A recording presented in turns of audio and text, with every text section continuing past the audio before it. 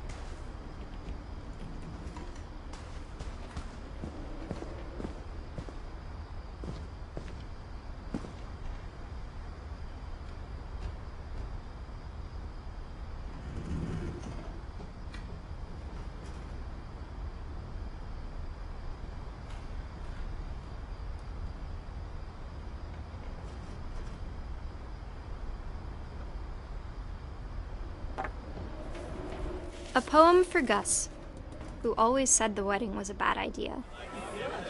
Our father never hit us kids, at least not very hard, before the day my brother said with teenage disregard that he'd be dead before he'd see a wedding in our yard.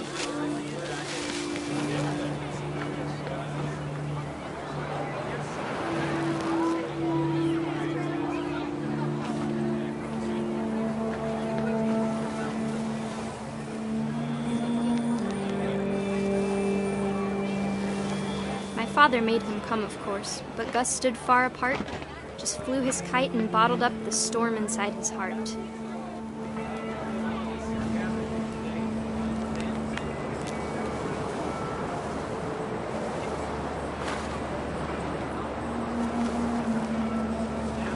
I tried to talk him out of it, but though he'd never met her, "We don't need a stepmom," were the words that I now pronounce you husband and wife. You may kiss the bride.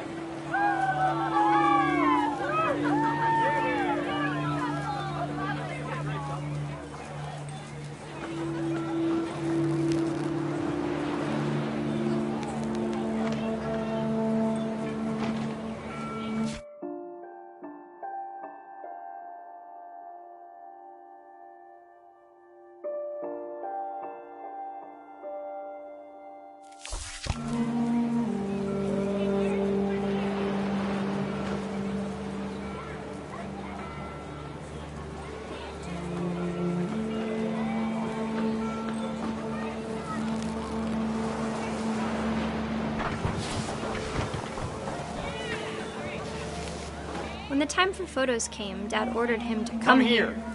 But Gus declined, and as a sign held up his middle finger.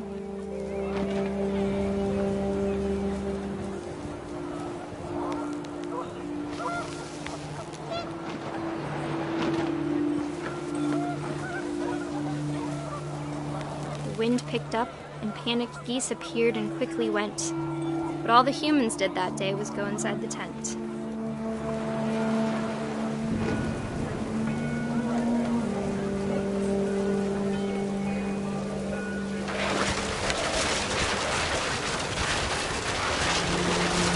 rain came down in buckets then, but no one seemed afraid that nature might destroy the tent our dad had crudely made.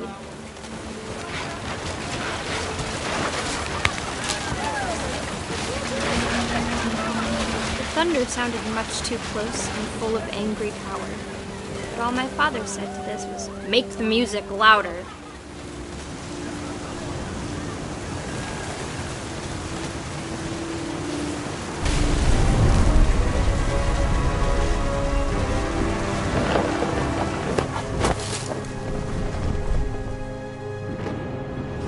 I wish that I could truly say I thought about you on that day.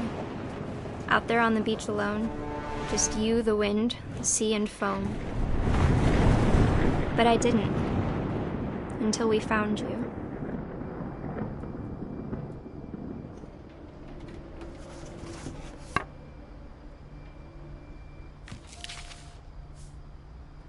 She never talked about him, but Mom told me once if I was a boy, they were going to name me Gus.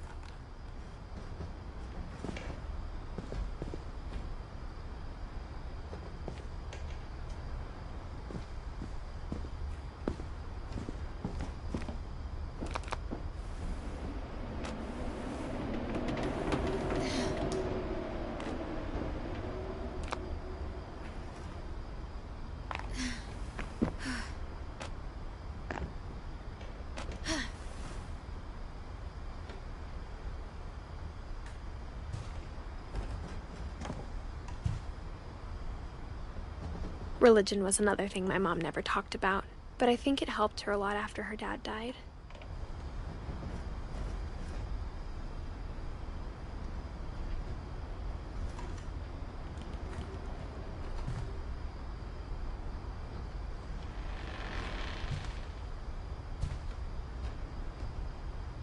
She spent a summer building houses in Calcutta, where she met my dad, Sanjay.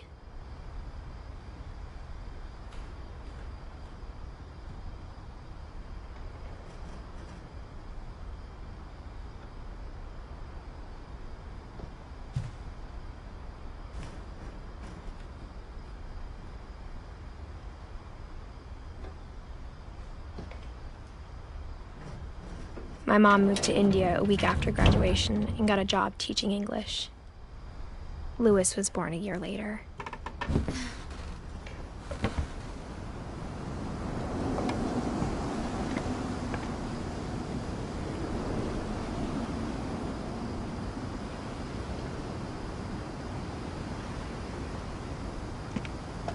When my dad died, I don't think Mom knew where else to go. I'm sure Edie was happy to have her back.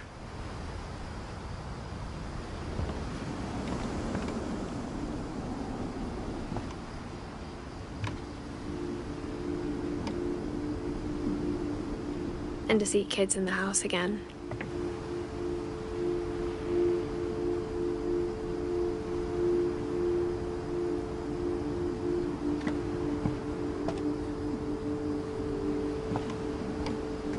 The house had to get a little bigger, but Edie was used to that.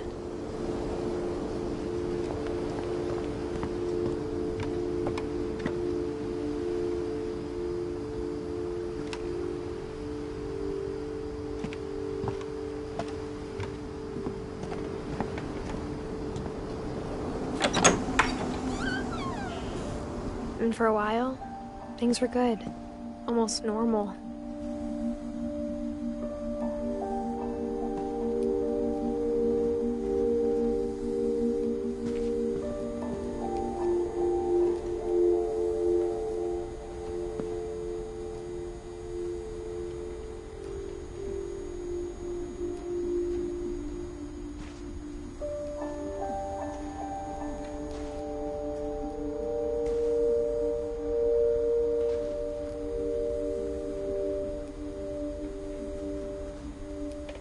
But it didn't last.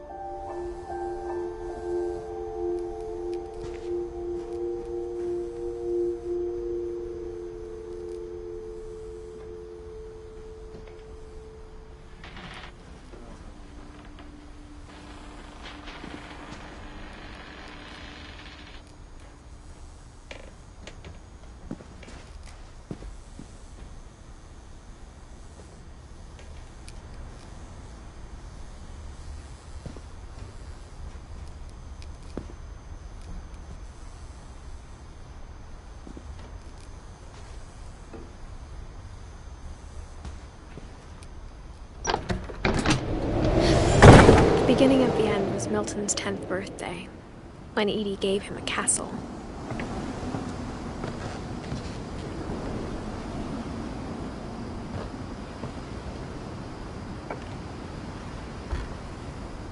After Milton disappeared, the only thing he left behind was a room full of paintings.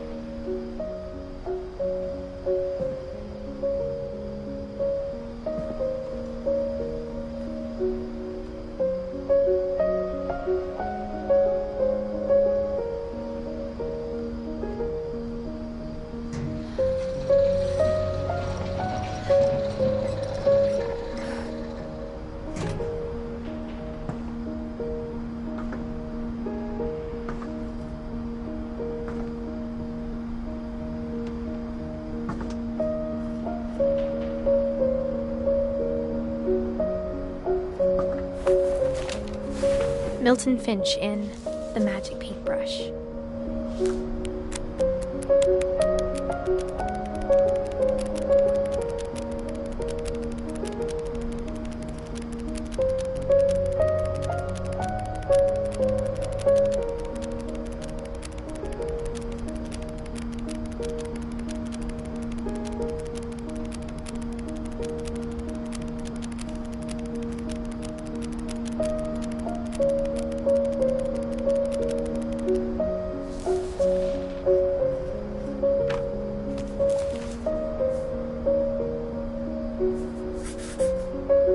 I was 4 when Milton disappeared.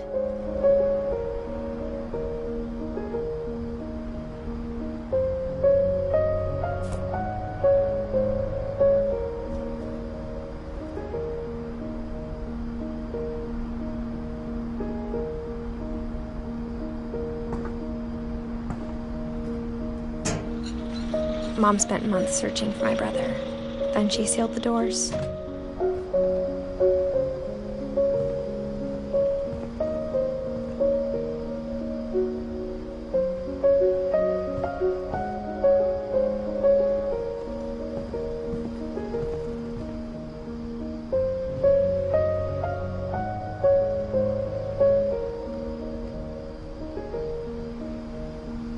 I think Edie was happy to finally have another painter in the family.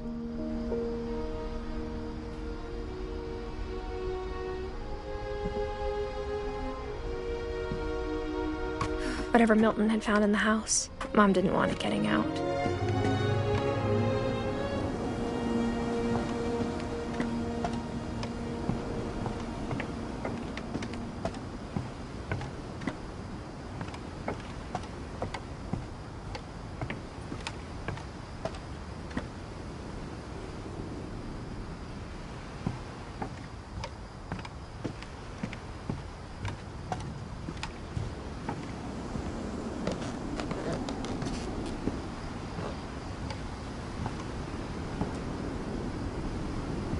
Mom definitely blamed Edie, but I think Louis blamed himself.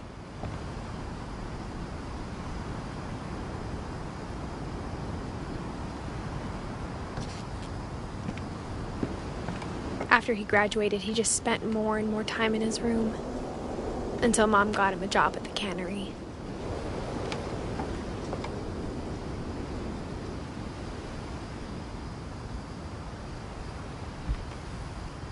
Everyone always told me to stay out of Louis's room, except Louis.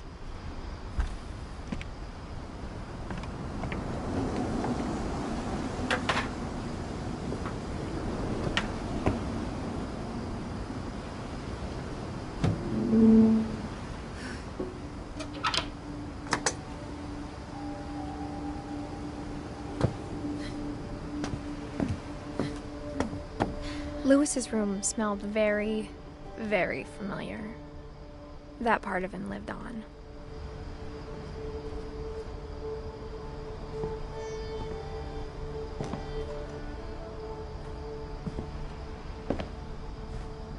Lewis and I spent a lot of time playing games together, but he was surprisingly bad at them. He died a lot.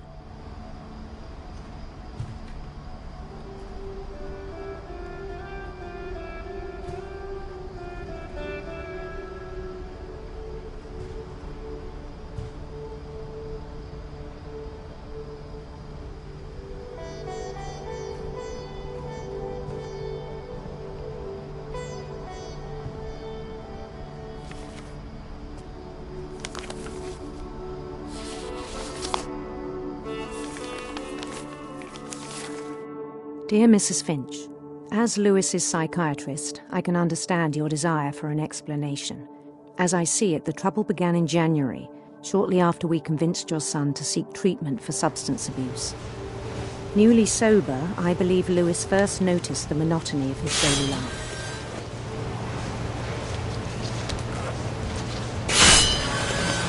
He kept working at the cannery, but he withdrew part of himself. In our sessions, I saw the same behavior. His mind began to wander.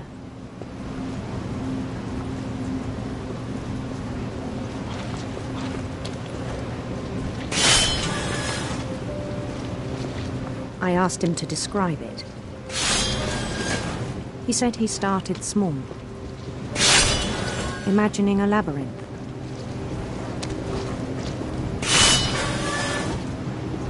He'd feel his way about. Then something moved. Bats. And toads. And things that have not names. He knew it was all in his head.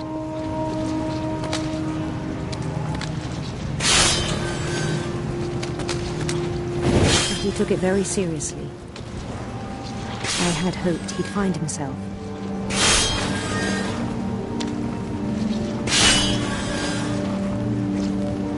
But he found something more. I worried about him then, daydreaming at the cannery.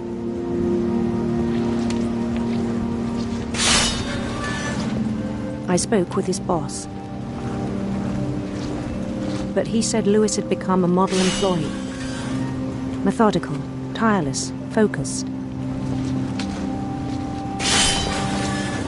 Like a whole new Lewis. So I let him go on.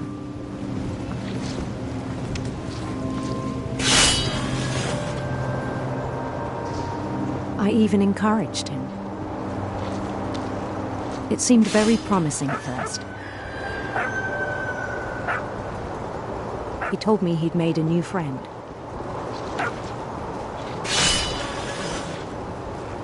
On the edge of a city he named Lewis Topia. He built the city up slowly, brick by brick. Then he made musicians.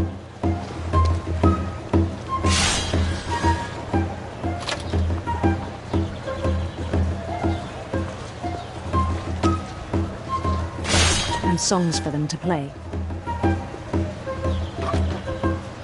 He talked about starting a band. And he was always humming something. Every day his imagination grew stronger.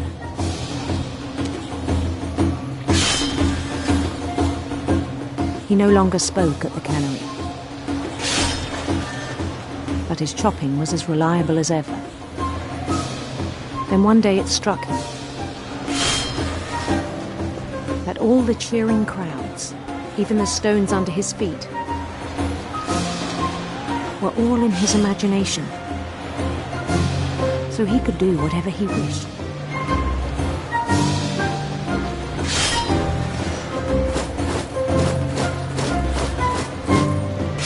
He held an election for mayor. And he won. They begged him to stay, but his mind was already wandering. It became a game for him.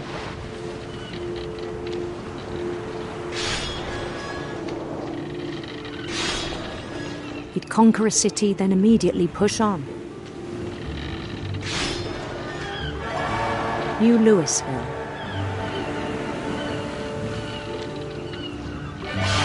St. Louis. We started drifting away from our reality.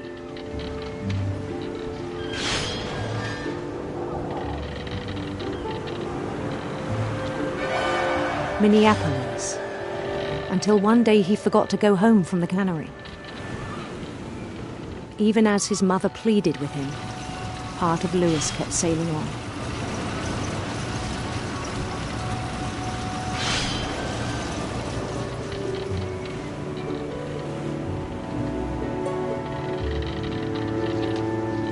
In Louisburg, he heard rumors of a beautiful prince.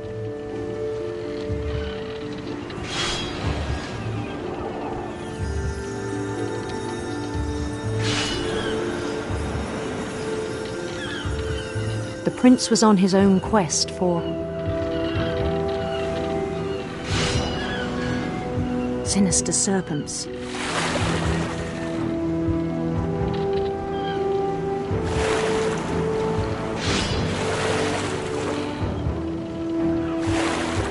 He followed the sound of his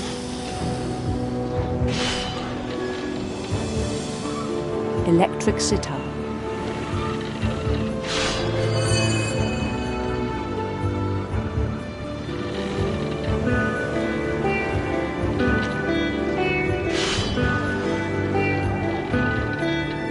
His chase led him to a golden palace east of the sun and west of the moon. Even then, his logic remained sound. He knew the world was all in his imagination.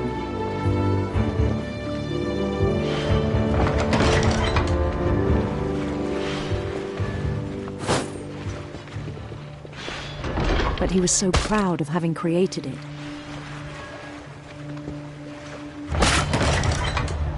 In his own eyes, he'd become something greater than a king.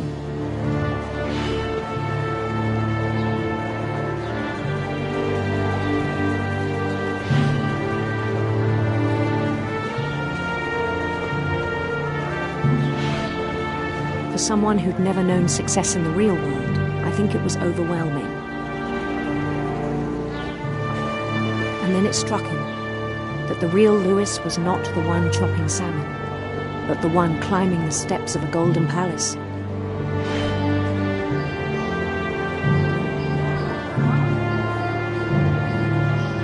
My imagination is as real as my body, he told me. It was hard to argue with him.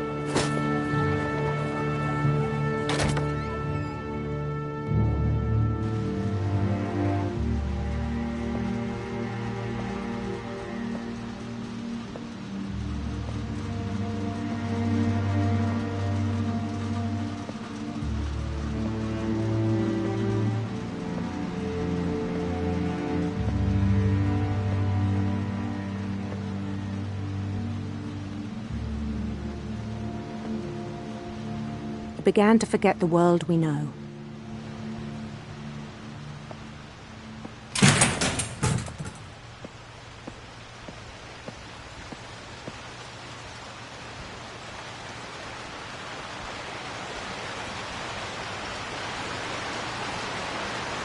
I think it pained him to remember Louis, the cannery worker.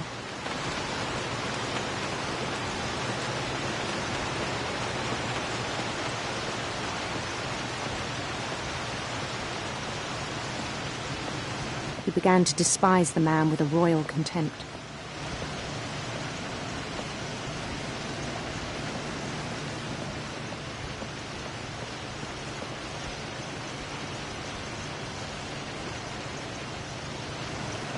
I still thought I could save him. Even after he said he was being crowned king over all the lands of wonder. The palace would be packed with his companions.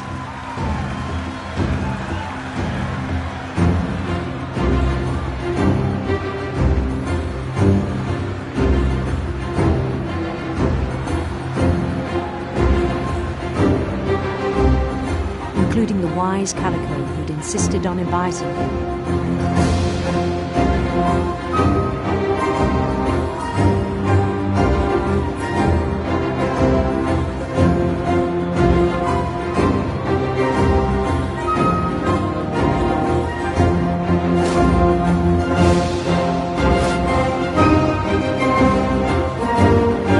His prince waited, holding his crown.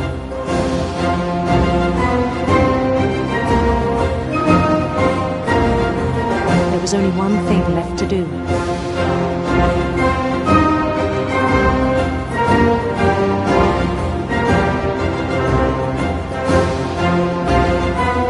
Bend down his head.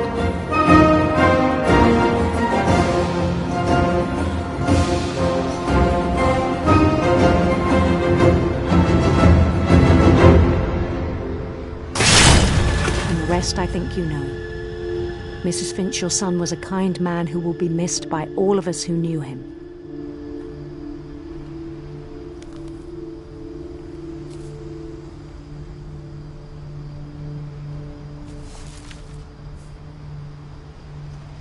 My brother was really cool. I wish you could have met him.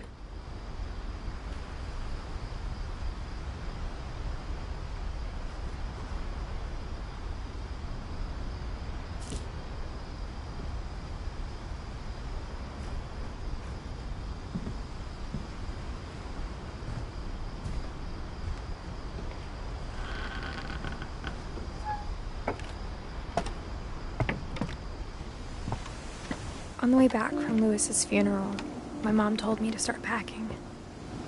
She waited until the day before we left to tell Edie. I'm not sure if she wanted to make it easier or harder.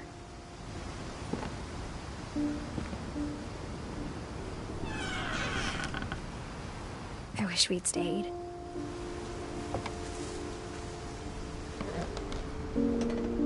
But I understand why we left.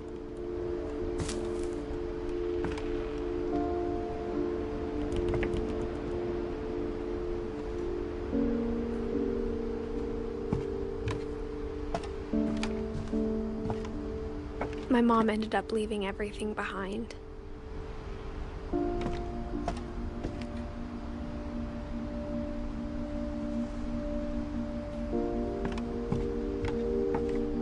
What happened that night had been coming for a long time.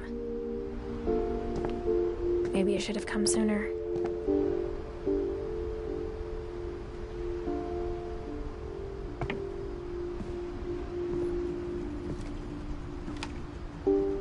But it had to end one way or another. All that's left now is to tell you about that last night.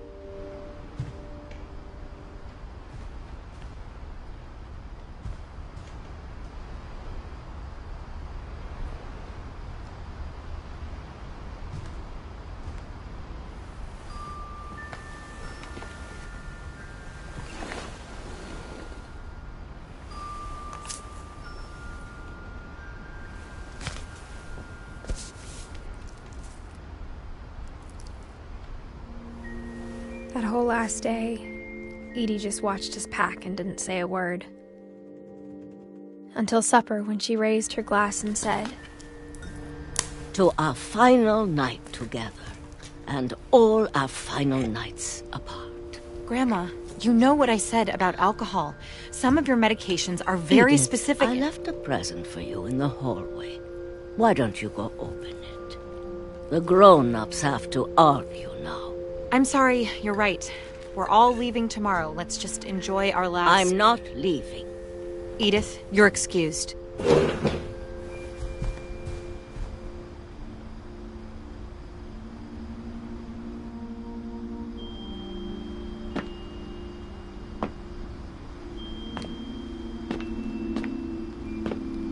The power had been shut off that morning, but Edie always had plenty of candles.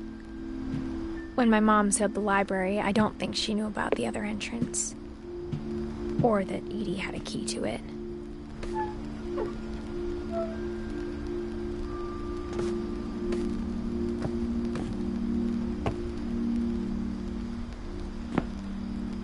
That thing you're afraid of isn't going to end when you leave the house. Edith has a right to know these stories. My children are dead because of your stories. I think it's best if Edith and I leave tonight. We'll have the nursing home send a van for you in the morning. Okay? Dear Edith, there's so many stories I wish I could tell you, but there's only time for one. This is about what happened on the night you were born. That night, the tide went way, way out. It was the first and last time I ever saw the old house aground. There'd been an earthquake out in the middle of the ocean. They called it the lowest tide in 1,000 years. God, it smelled awful. You know, I've seen that house every day of my life. But I never thought I'd go back to it. When the fog rolled in, I lost my way.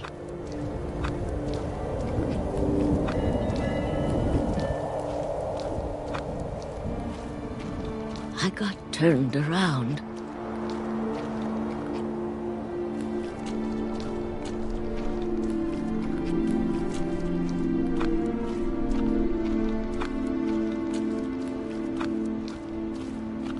I started seeing things.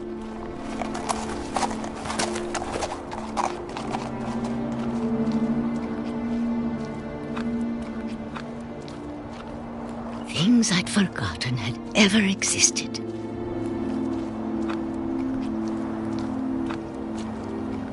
But when I saw them, they felt like old friends. That night, a lot of things came back to me. Or maybe I came back to them.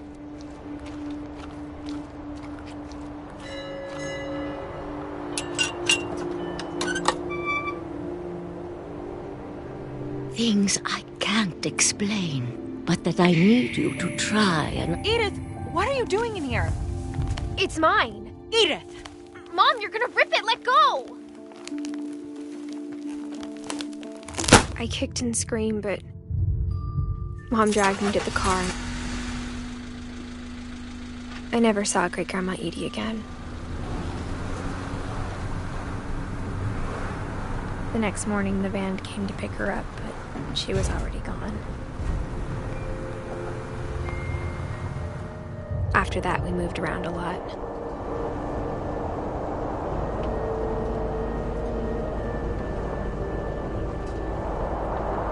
We both tried to make the best of it.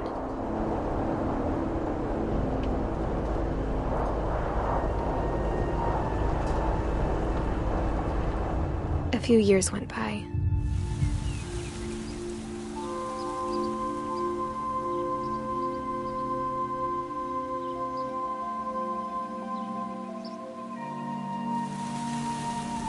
My mom didn't like to talk about it.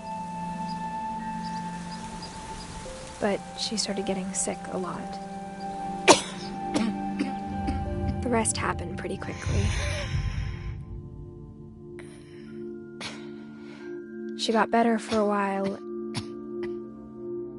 and then she didn't.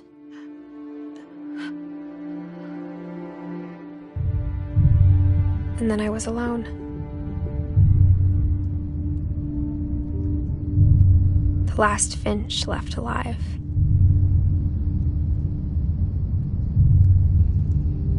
Until I found out about you. I'm still not sure what to tell you about all this. If we lived forever, maybe we'd have time to understand things. But as it is, I think the best we can do is try to open our eyes. And appreciate how strange and brief all of this is. This journal was supposed to be for you. but now I hope you'll never see it. I just want to meet you and tell you all these stories myself. But I guess if you're reading this now, things didn't work out that way.